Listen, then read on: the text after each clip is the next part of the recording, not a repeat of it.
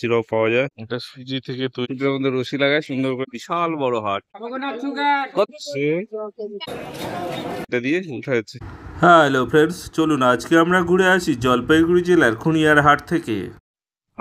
হাটে হচ্ছে বাইকের সংখ্যা আর হচ্ছে এই যে লোকজন দেখলে পরেই বুঝতে পারবেন এটা কত বড় হাট, বিশাল বড় হাট। এরকম প্রচুর লোক আসে। ওইদিকে আরো একটা বাইক স্ট্যান্ড আছে, সেটাও ভর্তি। এরকম।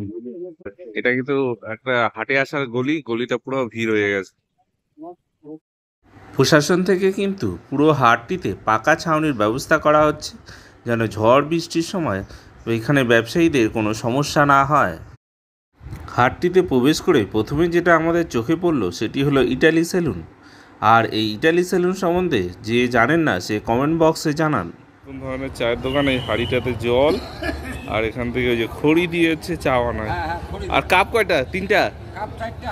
ও 4টা কাপ আছে। হাঁড়িটাতে হচ্ছে জল। আর এটা দিয়ে জলটা উঠান তো, এটা দিয়ে ওই যে জল উঠা, এটা দিয়ে উঠা যাচ্ছে।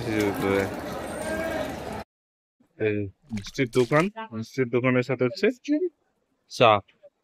চা বানানোর সিস্টেমটা অদ্ভুত। চায়ের হচ্ছে সিস্টেম আলাদা। এখানে আগে দুধটা দেয়, তারপরে এখানে কি দেয়? দুধ দেয়,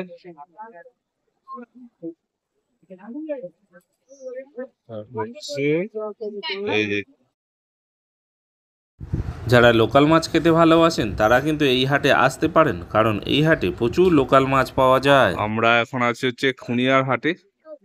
হাটটাতে হচ্ছে প্রচুর শেড হচ্ছে, যে শেড তৈরি হচ্ছে, শেড গুলাই দেখুন দোকান। এটা অনেক বড় হাট, দেখলেই বুঝতে পারবেন কত লোক আসছে।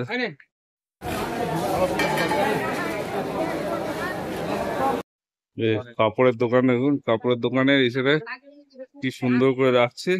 নিচে কাপড়ের দোকান, এখানটা হচ্ছে স্কুটিটাকে হচ্ছে স্কুটির মধ্যে রশি লাগায় সুন্দর করে কাপড় ঝুলা রাখছে। এটা হচ্ছে এই হাটের স্পেশাল বৈশিষ্ট্য। হাড়ি কড়াই বিক্রি হচ্ছে। এই একটাই এরকম দেখলাম সিলভারের জিনিসের দোকান পুরো হাটের মধ্যে। এটা সুজি থেকে তৈরি করা, কোনো হাটে দেখিনি আমি। এই যে সুজির সাথে এগুলা বিক্রি হচ্ছে, সাথে হচ্ছে চাও বিক্রি করে দোকানদার। এখানে রসুন, আদা হচ্ছে এরকম ভাগা দিয়ে বিক্রি হয়, এক একটা ভাগা হচ্ছে 10 টাকা। এটাকে কি বলে? এটা কোকোনাট। কত করে এটা? 20 টাকা শ।